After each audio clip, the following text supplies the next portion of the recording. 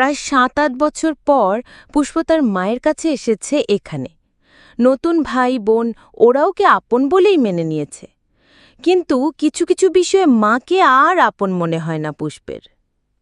পুষ্পের জন্ম হয়েছিল ওর নানির বাড়িতে। বেশ কিছু শিশুকালের স্মৃতিও আছে। ৭-৮ বছর পর্যন্ত ওইখানেই ছিল এবং স্কুলের পড়াশোনাও করেছিল এবং কিছু সঙ্গী সাথীও ছিল।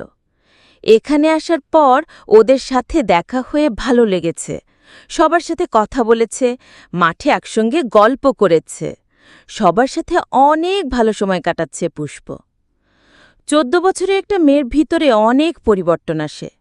যেহেতু ওর বাড়ি শহরে ছিল, ওর বান্ধবীরা ছেলেদের সাথে প্রেমের সম্পর্কে জড়িয়েছে, সেগুলোও দেখেছে। ওর মনের মধ্যেও কাজ করত।